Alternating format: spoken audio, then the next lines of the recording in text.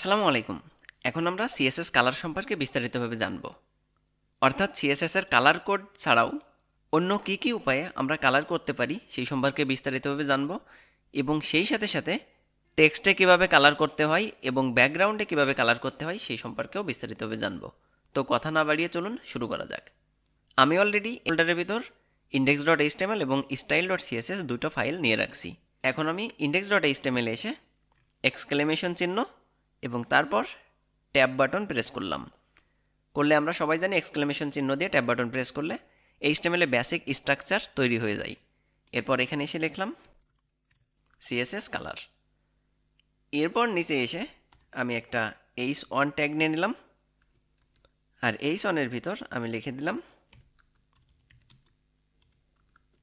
Hello CSS। এখন যদি আমি এখানে রিলোড দিই তাহলে হ্যালো CSS দেখতে পাচ্ছি। এখন চলুন আমরা এই এক্সটার্নাল CSS এর সাথে একটা লিঙ্ক করে ফেলি। তো এক্সটার্নাল CSS এর সাথে লিঙ্ক করতে গেলে কি করব? লিঙ্ক এবং এই স্টেপের ভিতর বলে দিলাম ফাইলের নামটা। ওকে, এখন এই h1 এর ভিতর এসে একটা ক্লাস অ্যাড করে দিলাম। ক্লাসে বলে দিলাম টাইটেল। তাহলে অলরেডি আমাদের style.css এর সাথে লিঙ্ক করা হয়ে গেছে। এখন এই ক্লাসের নামটা কপি করে নিয়ে এখানে এসে বললাম ডট অর্থাৎ ক্লাস এবং টাইটেল, অর্থাৎ আমাদের HTML পেজে টাইটেল নামে যে ক্লাসটা আছে সেই ক্লাসটা সিলেক্ট করে নিলাম। এই সিলেক্ট সম্পর্কে আপনারা যারা না জানেন আমাদের প্রিভিয়াস ভিডিও দেখতে পারেন, সেখানে আমি সিলেক্টর সম্পর্কে বিস্তারিতভাবে আলোচনা করেছি। এখন চলুন আমরা এই টেক্সটের কালার করি, অর্থাৎ কিভাবে এই টেক্সটের কালার করতে হয় CSS এর মাধ্যমে সেটি দেখে নিই। তো সেজন্য কি করতে হবে? টেক্সটের কালার করার জন্য লিখতে হয় কালার। আমরা সবাই জানি যে আমরা কালার কোডের মাধ্যমে কালার করতে পারি। যেমন এখানে যদি আমি এরকম লিখি রেড আছে, গ্রিন নাই এবং ব্লুও নাই, তাহলে কি হবে? এটা একটা রেড কালার হয়ে যাবে। যেমন সেভ করলে দেখেন এখানে রেড কালার দেখতে পাচ্ছি। তো কালার কোডের মাধ্যমে তো আমরা সবসময় কালার করি। এখন আমরা দেখব কালার কোড ছাড়াও আরও কী কীভাবে কালার করা যায়। এই যে কালার কোডের মডেল, এটা হলো RGB মডেল। তো আমরা কিন্তু এই RGB মডেলটা এইভাবে না লিখে RGB এভাবেও লিখতে পারি। আচ্ছা, প্রথমে রেডের ভ্যালু দিতে হবে। তো রেডের ভ্যালু সর্বনিম্ন 0 এবং সর্বোচ্চ হলো 255। তো আমি বলে দিলাম রেডের কোনো ভ্যালু নেই। গ্রিনেরও বললাম কোনো ভ্যালু নেই। এবং ব্লুর ক্ষেত্রে আমি যেহেতু সর্বনিম্ন 0 এবং সর্বোচ্চ 255, আমি সর্বোচ্চটা দিয়ে দিলাম 255। এখন দেখুন এখানে ব্লু কালার হয়ে গেছে। আমি যদি এই মানটা পরিবর্তন করি বা নিচের দিকে নিয়ে আসি, যেহেতু সর্বোচ্চ 255 সর্বনিম্ন 0, তো আমি বলে দিলাম 200। তাহলে দেখুন এখানে সেভ করার পরে কি ঘটে? এই সেভ করলাম, দেখুন এই ব্লু কালারটা পরিবর্তন হয়ে গেছে। আমি যদি আরও নিচের দিকে নামি, যেমন 150 দিয়ে দিই এখানে এবং সেভ করি, তাহলে দেখুন আরও ব্লু কালারটা নিচের দিকে নামতেছে, অর্থাৎ ব্ল্যাকের দিকে যাচ্ছে। আমরা যত মান বাড়াবো তত কালারটা স্পষ্ট হবে এবং যত আমরা নিচের দিকে মান কমাবো তত কালারটা কালোর দিকে চলে যাবে। এই কালার কোড সম্পর্কে আমরা একটা ভিডিওতে বিস্তারিতভাবে আলোচনা করেছিলাম। আপনারা যদি না দেখে থাকেন ডেসক্রিপশনে লিঙ্ক দিয়ে দিছি, এখান থেকে দেখে নিতে পারেন। এখন চলুন আমি সর্বোচ্চ কালার কোডটা দিয়ে দিলাম 255। তো এটা ব্লু কালার হলো।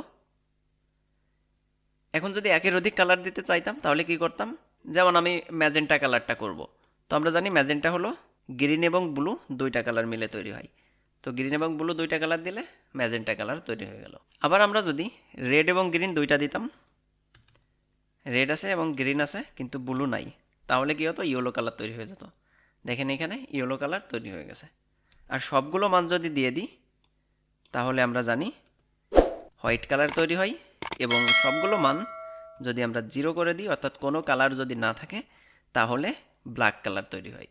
এখন ধরুন আমার রেড কালার আছে 255, এটা পুরোপুরি রেড কালার। এখন এই লাইনটা আমি একটু কমেন্টস করে রাখতে চাচ্ছি। তো এই যে লাইনটা করলাম, এই লাইনটা কমেন্টস করব। তো কমেন্টস করা মানে হলো এই লাইনটা থাকবে কিন্তু এই লাইনটা ব্রাউজার পড়বে না। তার মানে কি করতে হবে? জাস্ট এরকমভাবে কমেন্টস করতে হয়, অর্থাৎ স্ল্যাশ স্টার এবং স্টার স্ল্যাশ এর মাঝে আমরা যা কিছু লিখব সেইটি ব্রাউজার পড়বে না। দেখেন এখন যদি সেভ করি তাহলে এখানে দেখাচ্ছে কোনো CSS নাই। আমরা কিন্তু কিবোর্ডের মাধ্যমে খুব সহজেই কমেন্টস করে ফেলতে পারি। জাস্ট লাইনের উপর ক্লিক করে কন্ট্রোল স্ল্যাশ প্রেস করলে কমেন্টস হয়ে যাবে।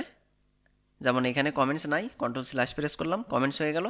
আবার যদি এই লাইনের উপর মাউস পয়েন্টে ক্লিক করে কন্ট্রোল স্ল্যাশ প্রেস করি তাহলে কমেন্টস উঠে গেল।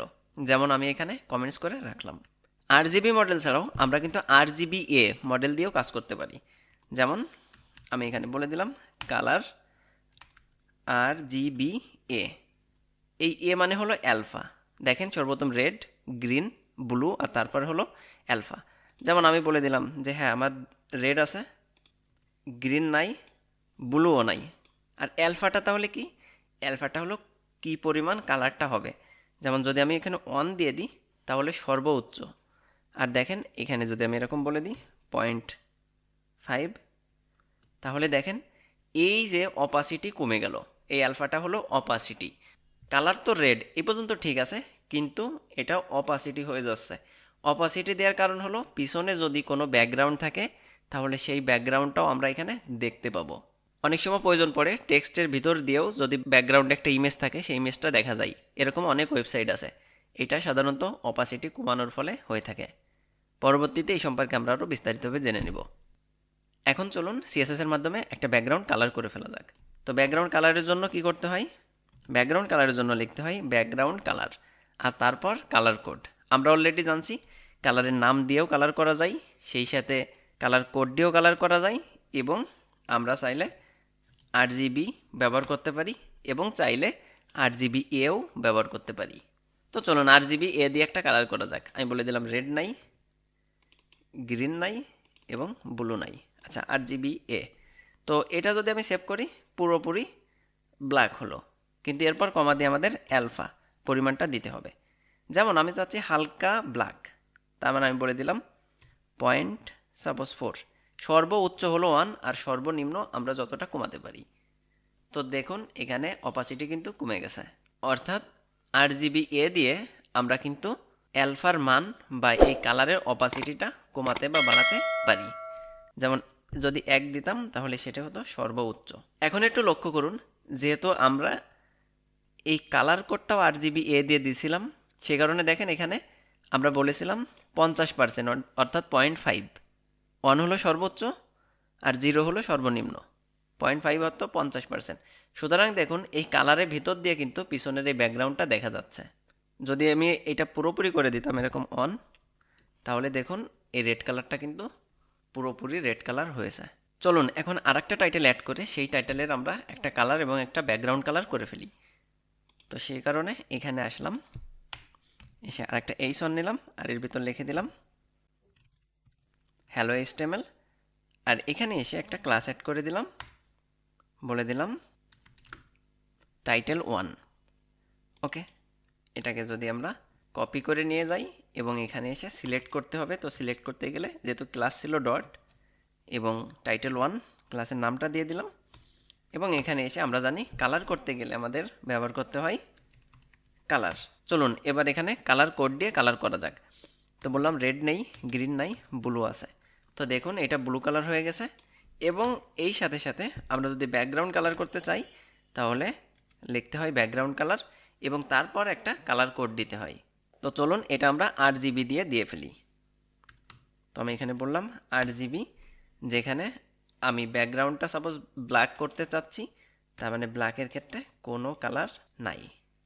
তো আশা করি আপনারা বুঝতে পারছেন। কারো যদি কোনো কোশ্চেন থাকে অবশ্যই কমেন্টস করবেন। পরবর্তী ভিডিওতে আমরা হাইট এবং উইডথ সম্পর্কে বিস্তারিতভাবে জানব। তো সেই পর্যন্ত সবাই ভালো থাকবেন। আল্লাহ হাফেজ।